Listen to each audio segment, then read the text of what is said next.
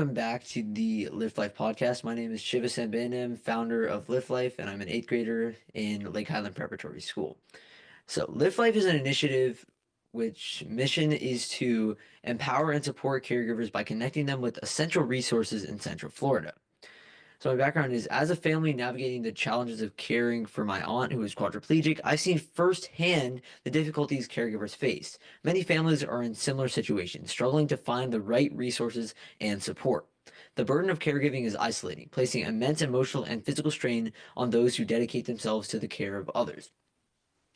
Through the Lift Life podcast, I aim to bridge this gap by featuring interviews with local experts, caregivers, and community leaders. By sharing stories and highlighting available resources, the podcast will provide valuable insights and practical advice to help caregivers thrive, not just survive. All right, so for today's podcast, I'd like to welcome Mrs. Rebecca Samaan from Moms Abound. Rebecca Samaan is an occupational therapist based in Orlando, Florida. Ms. Samaan earned her Master of Science in Occupational Therapy degree in 1997 and is currently a Doctor of Occupational Therapy candidate at Washington University in St. Louis. She has worked with adult and pediatric populations in a variety of rehabilitation settings. Throughout her career, her primary focus has been on children, families, and caregiver education. She has a passion for teaching, mentoring, and program development. Her perspective for patient care and advocacy evolved after becoming a parent to a child with Down syndrome. And as she engaged in volunteer leadership roles with the Down syndrome community, she currently provides private occupational therapy as well as educational consulting services to families and other professionals. Welcome, Ms. Rebecca. Can you tell us a little bit about your program, Moms Abound? Yes. Hi, Shiv. Thanks so much for having me, by the way. I think this is a great concept that you've come up with here, and I really am thrilled to be a part of it. So to answer your question, yes, Moms Abound is a program that I have developed through my work in my doctoral program.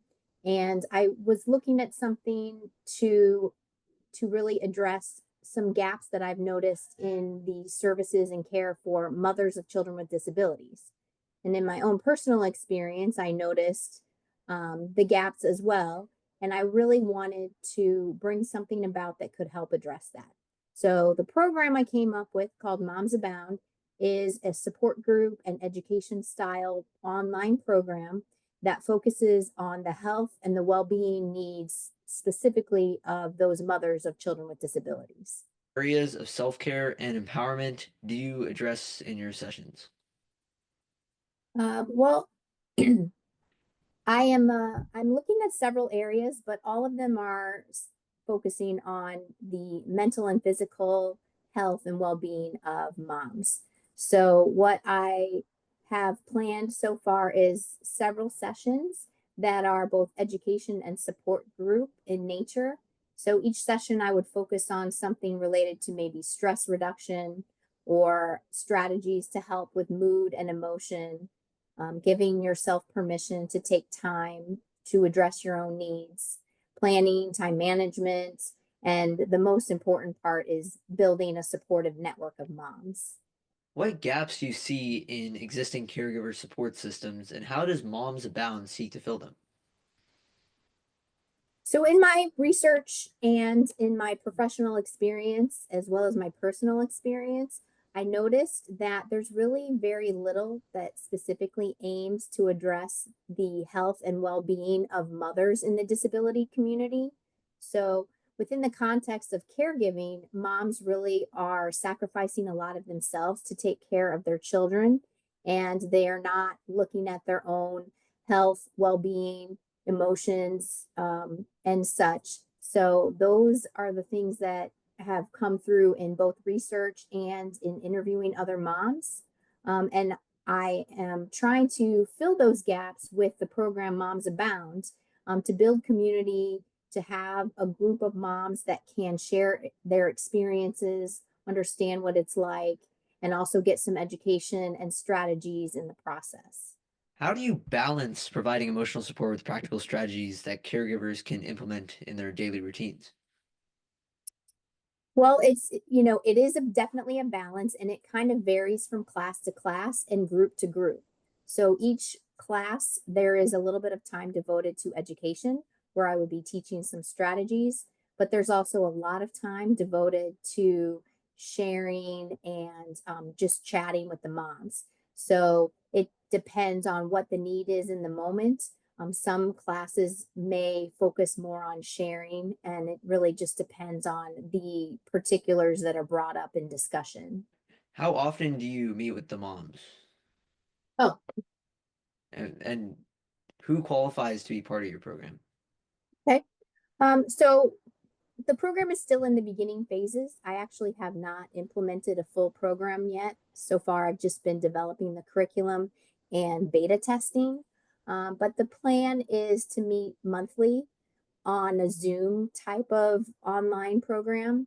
And once a month, the moms would meet. And then in between each meeting, there will be probably a WhatsApp group where moms can share experiences throughout the month, or I can share little snippets of information.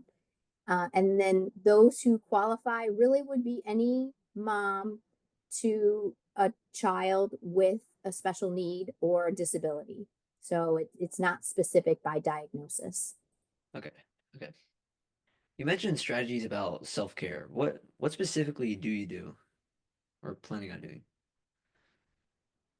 Regarding self-care specifically, or Yes. in, okay. Well, So self-care, the things that we're looking at in self-care are, moms being able to carve out that time for themselves, whatever it is that replenishes their bucket. So if a mom consider self-care to be physical exercise, then that's something that I help them problem solve how to find the time, how to build that into their schedule, and how to allow themselves to have permission to do that. So it could also be something mentally stimulating, like reading a book or studying something or doing arts and crafts. It could also be simple as meditation or any kind of mindfulness activity. So there's really quite a variety of things considered in self care, and it's whatever is important to that individual mom. so how do these challenges compare to those faced by caregivers of adults with disabilities, such as in the Lift Life community? I think this is a great question because I think there are a lot of similarities, but maybe also some differences. Caregiving is difficult and requires a lot of sacrifice and requires a lot of time. So I think caregiving for those with children versus those with adults can be similar in that way. A caregiver also has to be on top of all the medical management, and so there's a lot of mental load that comes along with it. But I think one of the big differences with adult caregivers is that over time, that stress really starts to build up, and it can take a toll on the person's health, physical health, mental health, and such. And so that's one of the things I think we would see with a caregiver with an adult child with a disability, is that they've been doing it for so long that the stress has really taken a larger toll on them. In your experience, what are some of the most effective ways to connect caregivers with the resources that they need? It's really kind of a lot of different things here. It depends on how connected that caregiver is within the diagnosis community. Some diagnoses, like Down syndrome, there's a lot of support, and there's a very well organized group or several groups. But other diagnoses might not have that kind of group support. So then it's kind of hit or miss as to how people will find out the information. Sometimes they find it out from the doctor's offices or the therapy offices, or maybe they will meet another caregiver while they're waiting for an appointment, and they can exchange information. But sometimes it's hard to find also. So I think that an event or and what you're trying to do here with your podcast and with your app, I think is fantastic because it can kind of centralize information and give more resources to people that they weren't aware of before. You're in the you're currently in the logistics phase of launching Moms Abound. What challenges have you Mhm. faced in like securing funding, partnerships, or engagement? Oh, and engagement. That and you hit the nail on the head. I'm actually struggling with all of those things right now. But I've actually just started to put some information out there about the program, and I am contacting potential partners. So I'm looking at some different community agencies that might be interested in partnering with me to run the program. And from there, we will hopefully find some funding. I've considered offering it outright myself and charging, but my goal is to offer something that is the lowest cost possible. I really don't want moms to have to pay out of pocket or, be in any kind of hardship to participate in the program. So I'm looking into all of it, and I'm really just putting all the feelers out there that I can. So, do you think programs like Lift Life and Moms Abound collaborate to expand awareness and create a stronger support network for caregivers across different populations? Oh, absolutely. I think the more resources that can collaborate, the better. So just as you and I talk, like whenever we have different resources that the other one may be interested, is we can share those resources with each other. And I would love to see your movement grow and build a huge network of resources. So, what advice would you give to others who want to start programs that support caregivers, whether locally or online?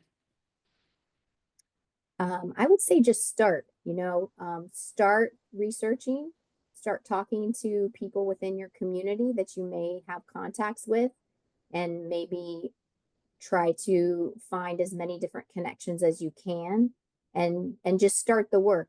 I don't think that it's ever going to be perfect. So, um, just get started. I, of course, would love to talk with other like minded people who are doing similar things or who are looking into different resources.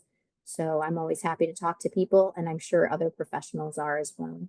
Impact do you hope Moms Abound will have on the caregiver community, and how do you see it evolving over time?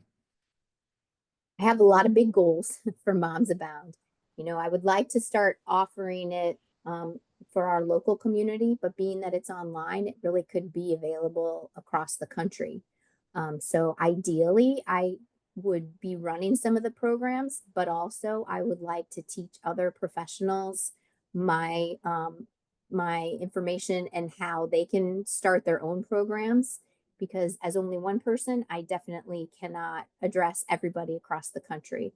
But I would love to have my program, Moms Abound, be more of a jumping off point to start a larger conversation within the medical communities who can see the same benefits and can offer services similar or even more than mine. You plan on like allowing these moms to enroll in Moms Abound? Like how they go about it? Great question. I plan to build a website, but it's not active yet. So for right now, I do have an email that anyone could contact me at if they were interested in more information or getting on an information list.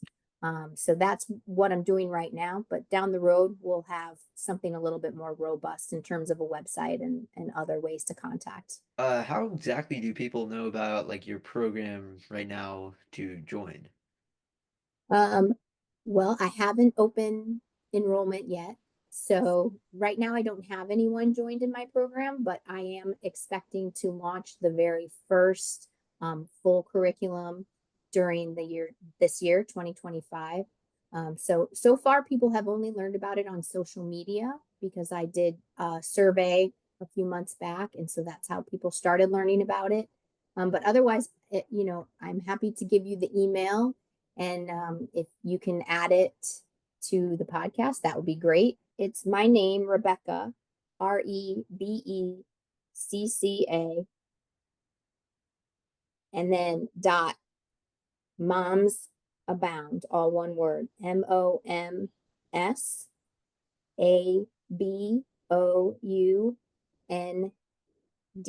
at gmail.com. Very much, Miss Rebecca, for coming on the podcast today. I sincerely hope that Moms Abound becomes a really successful like organization And if anybody wants to like recap about Moms Abound, they can reach you at rebecca.momsabound@gmail.com. Thank you. Absolutely. Thank you. Thank you so much. I appreciate being on the podcast.